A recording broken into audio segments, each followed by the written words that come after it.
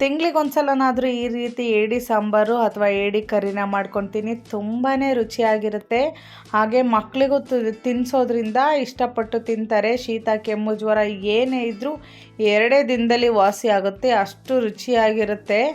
ಮಕ್ಕಳು ಇಷ್ಟಪಟ್ಟು ತಿಂತಾರೆ, ಅಷ್ಟು ಸಖತ್ತಾಗಿರುತ್ತೆ. ಈ ರೆಸಿಪಿನ ಹೇಗೆ ಮಾಡೋದು ಅಂತ ನೋಡೋದಕ್ಕೂ ಮುಂಚೆ ನನ್ನ ಚಾನಲ್ನ ಸಬ್ಸ್ಕ್ರೈಬ್ ಮಾಡಿ, ಲೈಕ್ ಮಾಡಿ, ಶೇರ್ ಮಾಡಿ. ಹಾಗೆ ನಾವಿಲ್ಲಿ ಮಾಡ್ತಿರೋದು ಏಡಿ ಸಾಂಬಾರು ಚಪಾತಿ, ಅನ್ನ, ಮುದ್ದೆ ಯಾವುದಕ್ಕಾದರೂ ಪರ್ಫೆಕ್ಟಾಗಿರುತ್ತೆ.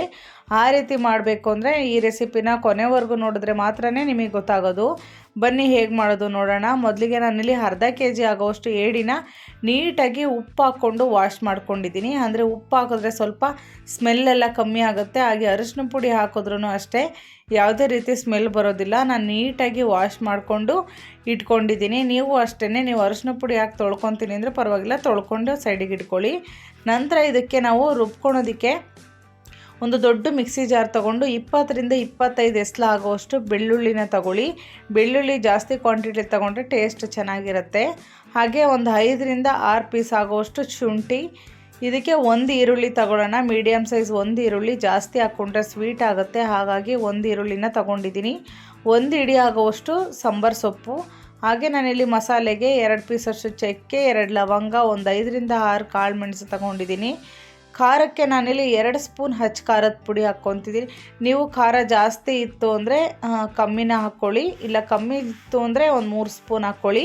ಹಾಗೆ ನಾನಿಲ್ಲಿ ಧನಿಯಾ ಪೌಡರು 2 ಸ್ಪೂನ್ ತೊಗೊಂಡಿದ್ದೀನಿ. ನಾವು ಖಾರದ ಪುಡಿ ಎಷ್ಟು ತೊಗೊತೀವೋ ಅದಕ್ಕಿಂತ ಸ್ವಲ್ಪ ಜಾಸ್ತಿ ಧನಿಯಾ ಪುಡಿ ಹಾಕ್ಕೋಬೇಕು. ರುಬ್ಕೊಳೋದಕ್ಕೆ ಎಷ್ಟು ಬೇಕೋ ಅಷ್ಟು ನೀರು ಹಾಕ್ಕೊಂಡು ಆದಷ್ಟು ನುಣ್ಣಗೆ ರುಬ್ಕೊಳ್ಳಿ. ನೋಡಿ, ಈ ರೀತಿ ಫುಲ್ಲು ಸಾಫ್ಟಾಗಿರಬೇಕು, ಆ ರೀತಿ ರುಬ್ಕೋಬೇಕು. ಈಗ ಇದನ್ನು ಸೈಡಿಗೆ ಇಟ್ಕೊಳ್ಳೋಣ. ನಂತರ ಇದಕ್ಕೆ ಸಪ್ರೇಟಾಗಿ ನಾವು ರುಬ್ಕೊಳ್ಳೋದಕ್ಕೆ 2ರಿಂದ 3 ಟೊಮೊಟೊ, ಹುಳಿ ಟೊಮೊಟೊ ದಪ್ಪದಿದ್ದರೆ 2 ತಗೊಳ್ಳಿ, ಚಿಕ್ಕದಿದ್ದರೆ 3 ತಗೊಳ್ಳಿ. ನಾನಿಲ್ಲಿ ಚಿಕ್ಕದ್ರಿಂದ 3 ಟೊಮೊಟೊ ತಗೊಂಡಿದ್ದೀನಿ. ಹಾಗೆ 1 ಸ್ಪೂನ್ ಕಡಲೆ, 2ರಿಂದ 3 ಸ್ಪೂನ್ ಆಗೋಷ್ಟು ತೆಂಗಿನಕಾಯಿ ಫ್ರೆಶ್ದು ತಗೊಂಡು ಅದನ್ನು ಕೂಡ ನುಣ್ಣಗೆ ಪೇಸ್ಟ್ ಮಾಡಿ ಇಟ್ಕೋಬೇಕು. ನಂತರ ಗ್ಯಾಸ್ ಮೇಲೆ ಒಂದು ಬಾಣಲಿ ಇಟ್ಕೊಂಡು 2ರಿಂದ 3 ಟೇಬಲ್ ಸ್ಪೂನ್ ಆಗೋಷ್ಟು ಎಣ್ಣೆನ ಹಾಕ್ಕೊಂಡು, ಎಣ್ಣೆ ಬಿಸಿ ಆದಮೇಲೆ ನಾವು ರುಬ್ಬಿಟ್ಕೊಂಡಿರೋವಂತಹ ಮಸಾಲೆನ ಹಾಕ್ಕೊಳ್ಳೋಣ. ಮಸಾಲೆಗೆ ನಾವು ಒಗ್ಗರಣೆಗೆ ಯಾವುದೇ ರೀತಿ ಈರುಳ್ಳಿ ಏನೂ ಹಾಕೋದು ಬೇಡ. ಈ ರೀತಿ ಡೈರೆಕ್ಟಾಗಿ ಎಣ್ಣೆ ಬಿಸಿ ಆದ ನಂತರ ನಾವು ಮಸಾಲೆ ಹಾಕ್ಕೊಳ್ಳೋಣ. ಈಗ ಚೆನ್ನಾಗಿ ಮಿಕ್ಸ್ ಮಾಡ್ಕೋಬೇಕು. ನಾವು ಹಸಿ ಮಸಾಲೆ ಹಾಕಿರೋದ್ರಿಂದ ಅದೆಲ್ಲ ಕಲರ್ ಚೇಂಜ್ ಆಗಬೇಕು. ಹಾಗೆ ಸ್ಮೆಲ್ ಕೂಡ ಕಮ್ಮಿ ಆಗಬೇಕು.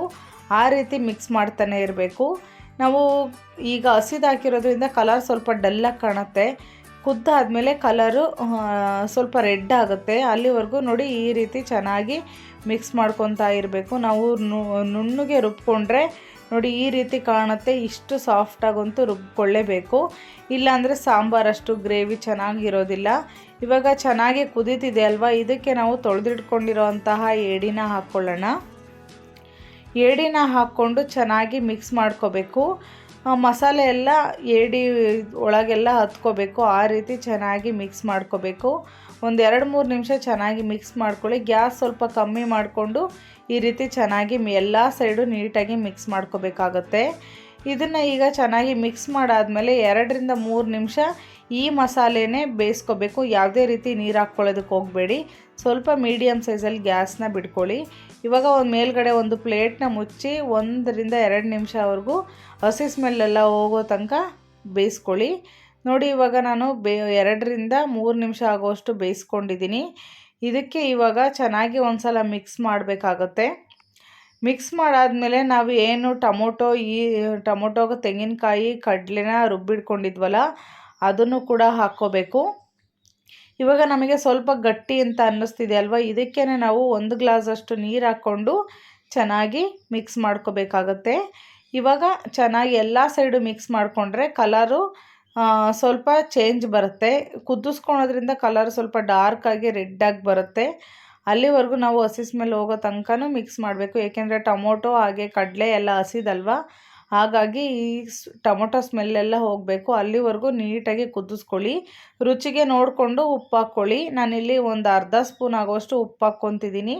ಏಕೆಂದರೆ ನಾವು ಏಡಿಗೆ ವಾಶ್ ಮಾಡಬೇಕಾದ್ರೆ ಉಪ್ಪು ಹಾಕ್ಕೊಂಡು ವಾಶ್ ಮಾಡ್ಕೊಂಡಿದ್ವಲ್ಲ, ಅದರಲ್ಲೂ ಸ್ವಲ್ಪ ಉಪ್ಪಿನಂಶ ಇರುತ್ತೆ. ಹಾಗಾಗಿ ಜಾಸ್ತಿ ಉಪ್ಪು ಹಾಕ್ಕೊತಿಲ್ಲ. ಇವಾಗ ಪ್ಲೇಟ್ ಮುಚ್ಚಿ 1ರಿಂದ 2 ನಿಮಿಷದವರೆಗೂ ಚೆನ್ನಾಗಿ ಬೇಯಿಸ್ಕೊಳ್ಳಿ.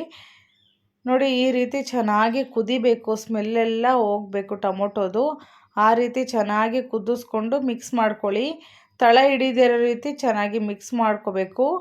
ಇದನ್ನು ನಾವು ಯಾವುದಕ್ಕಾದ್ರೂ ಕಾಂಬಿನೇಷನ್ ತಿನ್ಬೋದು, ಚಪಾತಿಗೂ ತಿನ್ಬೋದು, ಅನ್ನ ಮುದ್ದೆ, ಮಕ್ಕಳಿಗಂತೂ ಹಂಗೇ ತಿಂತಾರೆ, ಅಷ್ಟು ಟೇಸ್ಟಿಯಾಗಿರುತ್ತೆ. ನೀವು ಒಂದ್ಸಲ ಈ ರೀತಿ ಟ್ರೈ ಮಾಡಿ ನೋಡಿ.